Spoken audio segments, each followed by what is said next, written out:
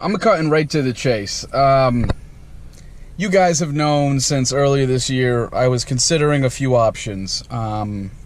It was supercharging the Q50 3.7 liter that I had, the VQ motor.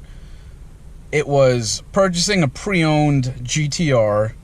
And then I had cross-shopped a bunch of other cars. As you can see from the video already, I went with Audi. But let me take you back for a second and explain why I got rid of the Q50 and what I cross-shopped with the Q50 to make this decision. So first and foremost, I loved my Q50, and everyone that watched all of my YouTube videos, you know that already. I absolutely love the Q50 platform, the VQ platform. It was phenomenal, and I've owned the car since 2015, and it's done a phenomenal job on the roads. I had so much fun modding it. The exhaust, that is the one thing I'll never probably ever get back compared to that exhaust. That was one of my favorites of any motor of any car.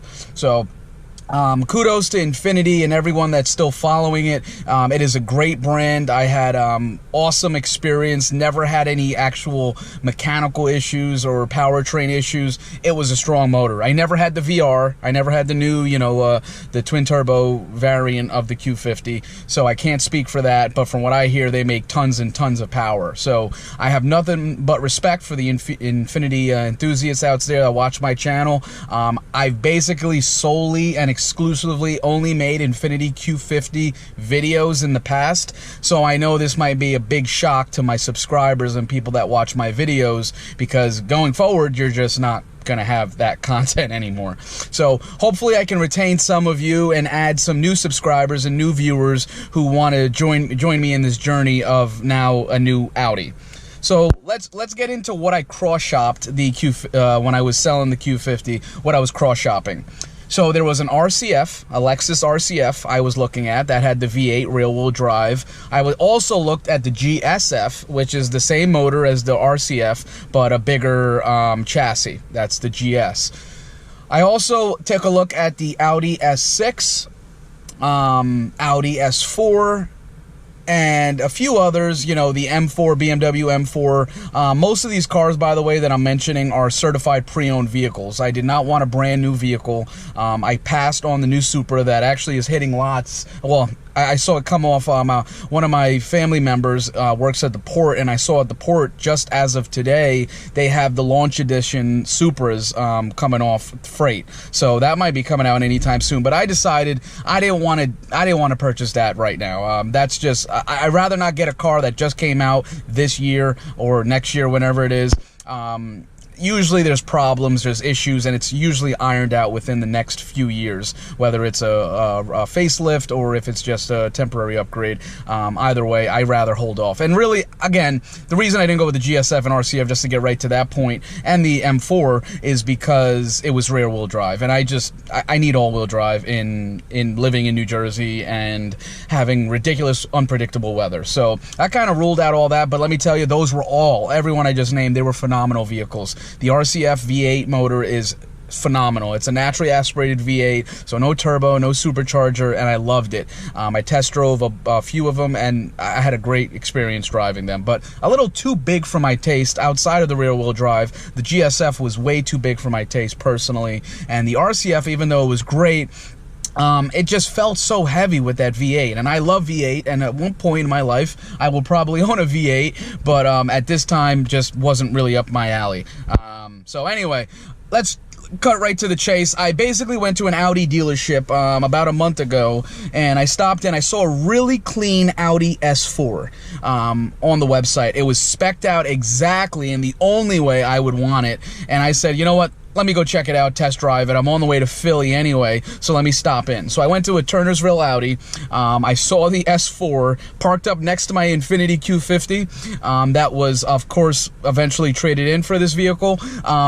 it looked beautiful next to each other. The Q50, of course, looked more tuned out. I had done everything to that car that I could have done, so it was slammed, you know, it had the carbon fiber bits, it had diffusers, etc. So definitely a big difference as far as aggressiveness. And Audi, from what I can tell over the years, is more conservative in their look. I mean, the RS model might be a little bit more aggressive, but just a S4, S6, S7, it's not dramatically different from the standard A4, A6, A7. However, the main things are on the interior and also in the engine bay. So I test drove the Audi S4. I was blown away at this interior, which I'll show you a better view of. As soon as I stepped into the Audi, it was light years above my Infiniti Q50 interior. My Infiniti Q50 interior, just so you guys know, it was not a red sport. It was not a sport model even. It was a base. It was a base Q50, and I had done tons of stuff to it. So it had a very, very bland and aging interior and infotainment system. Over here in the Audi, so let's just show you a quick view. So on the Audi, I mean, there's carbon fiber accents, and you guys know I love carbon fiber, so that came with the car already. I have, you know, seat position that's saved now. I never had that before. This digital cockpit, which was mandatory for me to own one of these, is unbelievable. It's unreal. I don't know if you guys can pick up on the heads-up display. I don't know if it'll pick up on the camera, but I also have heads-up display, which is great. But this digital cockpit, I mean, you guys just got to see this. You can switch up, you know, all your options. You can stick the map over there. If you really want, you can put the map right there in front of you, and you got the, you know, the RPM on the left and the miles per hour on the right. Very, very, very good, and such a great experience when you're traveling and you actually need to know where you're going. It's great. Now, you can switch this up a bunch of different ways. It lets you customize many different things, but it's such a good infotainment system that just built into your dash. I'm used to traditional analog style, and this digital stuff is unbelievable, and the options in here are limitless. And I'm not going to get too deep into that today. We'll do a separate video on that, but I just wanted to commend Audi on what a great virtual cockpit they created here. The steering wheel, so a lot of you are probably asking, of course, there's the S there. A lot of you may be asking, why is it not flat bottom? Shouldn't that come standard on an Audi S4? And you would be correct. My model was opted with the cold weather package, which includes heated steering wheel, which if you get a heated steering wheel for Audi, they delete the flat bottom forever. For whatever reason, it's not configurable that way. So it wasn't my choice. If it was up to me, I don't care too much for the heated steering wheel. So I could have definitely went with the flat bottom, but that's the way the car was equipped, and I couldn't complain. This model is the Prestige, so this is the top model with, I believe, every option you can get is on this Audi S4. So there you go. There's some carbon fiber bits. You can see it's, by the way, we're in a heat wave here in New Jersey, and I think a lot of people on the East Coast and elsewhere, we have a heat wave. I think it's, let's see, 92 is what it's showing right now, but it feels like 105 out there. Here is the, you know, the infotainment system, which some people argue they kind of look like they just stuck an iPad on the dash here. I don't mind it. Again, such a step up from the Infiniti that I'm actually blown away by the features and everything you can do here. So the vehicle settings, you know, just to show you, you can change the dynamic, comfort, auto, and individual. I typically have it in dynamic because I like to have the most aggressive version. As you can see, here's the map. You know, you can have the map here, you can have the map on the full screen here, or you can have it here, or all three at the same time. So really, really good.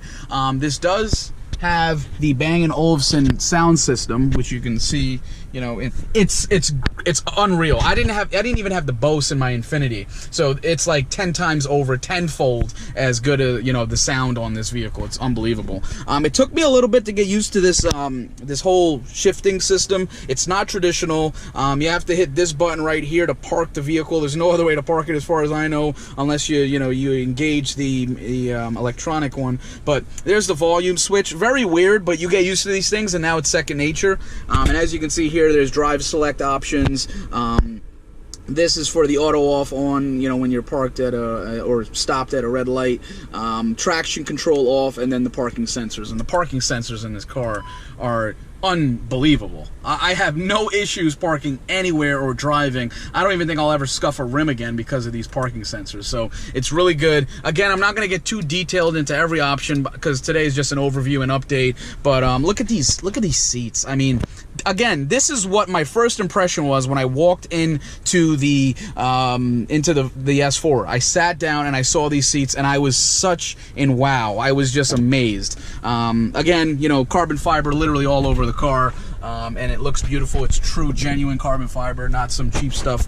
And the seats are Napa leather. Has tons of functionality. It actually has a massage feature to these as well. I haven't really used it too much yet, but it's good to know that you have it. Of course, you got the sunroof and the options here. It's a pretty decent sized sunroof. It looks a little bit bigger than your standard sunroof you'd see and in my Q50. So very nice feature. There's the back seat, same beautiful red leather seats, Napa leather, and I believe, yeah, it does. The rear seats, which I've never seen before, has heated seats included in it as well. So just the features, and this climate control system here is so functional and easy to use. I love it. So there you go, guys. There's the interior. Again, you know, I love the Q50. I can't believe I left, but at the same time, I moved on to something different. I had the Q50 for four years or so, and you know, it was time to move on. And I'm very happy with this purchase. I have tons of mods coming out. My timing couldn't have been better. So 2 or 3 days ago, a European company did crack the ECU for this V6 turbo engine. Up until now, no one had cracked the ECU. APR, which is one of the most common tuners out here for Audi especially in this area, and probably for this platform in general, they have not cracked it as of right now. And Europe did it. A European company did it just a few days ago. So we have a lot to look forward to on this. So I didn't even get into the specs. You know what? Let's just get out of the car and I'll show you. Let me pop the hood and I'll give you a quick little walk around before we go anywhere. So hold on one second.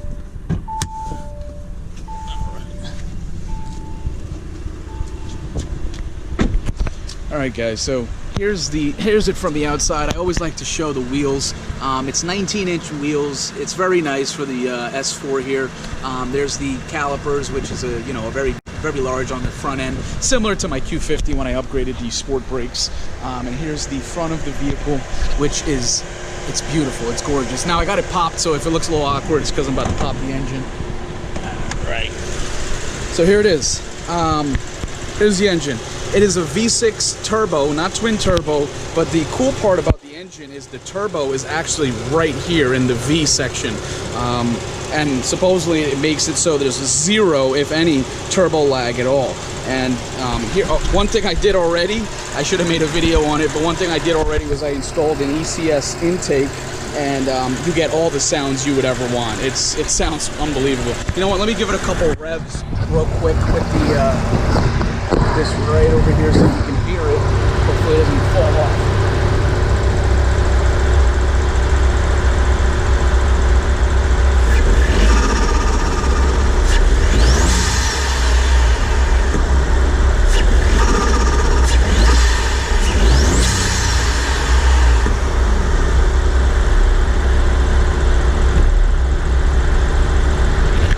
So I'm sure you guys heard that.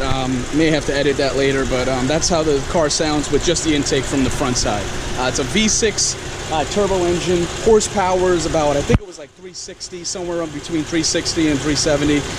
Somewhere in that range is what they claim stock is the horsepower for this car, and 369, 370 torque is standard. And this is what Audi claims. I have not had this car dynoed yet, so I don't know exactly what it puts down to the wheels, but from other individuals that own the B9 S4 with the V6 engine turbo, not the supercharged that were in the B8.5s, but the B9s, which are V6 turbo, they're claiming that they're getting that claim of 350, 360, 370.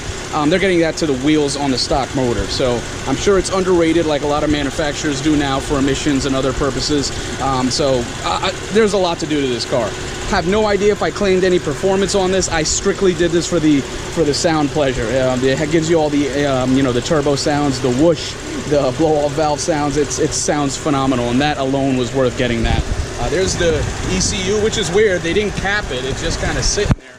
But that's going to be tampered with anytime, anyway, in the near future. One of the soon mods I'm going to be getting, you can't see it here, is the intercooler.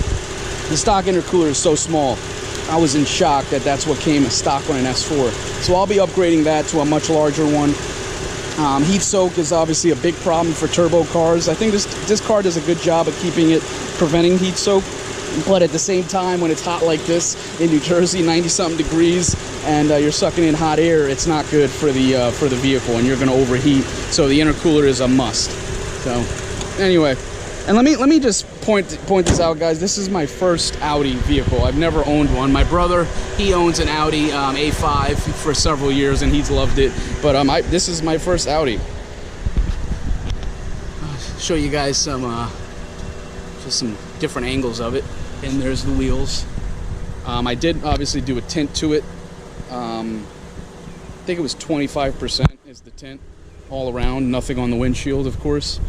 There's the rear, and it also has the S4 calipers. I think if you get the sport package, you get the red painted, and here's the back end.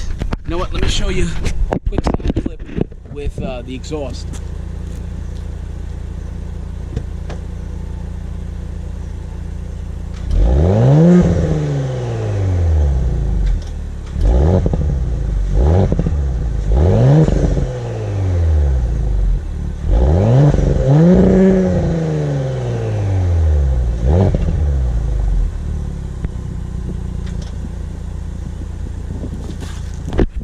Not sure if you guys could hear that clearly, but that's the sound of the stock exhaust, which is pretty low. It's a V6 turbo vehicle. It's not going to be that loud, especially with all the cats on it right now.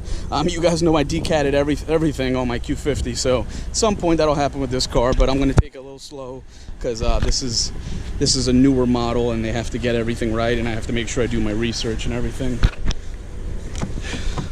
That's locked somehow.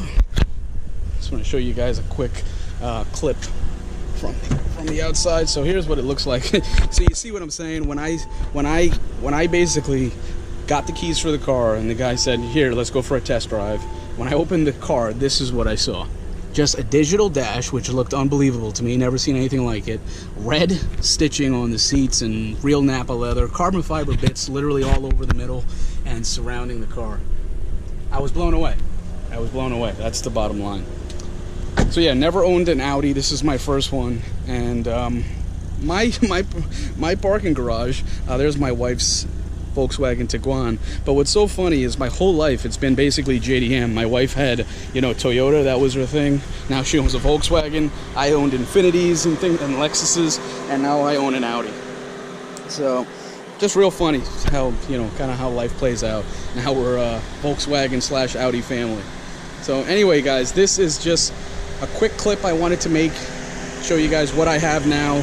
I'm sorry again to everybody that you know, may have been following me exclusively for Q50 information and modding, and I will still be here as an asset and a resource for the, you know, the Q50 group, because on Facebook I'm still on the group and I still have a lot of things that I have to sell off, etc. If anybody needs, by the way, let me just show you this real quick.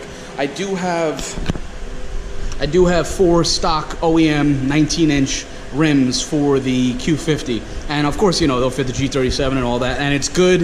Of course, because it comes on the S model, it does clear the big brake kit, the Akabonos, in case you're wondering. There's the ECS box, which I've again already installed the intake. But this is the car, guys, and I'm really happy. I'm astonished at the fact that I could get this at such a reasonable price, and I'm looking forward to the future. We got a lot of modding ahead, and who knows, I may pick up another Nissan. I'm still in the market for like a side project car. I'd love to get my hands on a 300ZX. That would be beautiful and wonderful, but you know, we have to see what pops up with low mileage and a clean chassis. But thanks for watching, guys. Sorry this video has been a little bit longer than my other ones, but it's because a big change is happening on the channel. You know, no more Q50 information unless you guys request it, and this is what my mods and this is what everything is going to be going forward. It's going to be about this vehicle right here and this one. You know, still Volkswagen, so I'm going to tune that thing, see what we can get out of it. But I'm overwhelmed with happiness with this car, and I look forward to it. So thanks for watching, guys. You know, stay tuned, subscribe, and I'm definitely going to have more videos coming at you with this. And here's the other good thing. I track my car, as you guys know. I go to New Jersey Motorsports Park, and this vehicle is probably going to perform phenomenal there. But I'll wait till things cool down a bit and I get a couple more mods. So thanks for watching, guys. See you soon.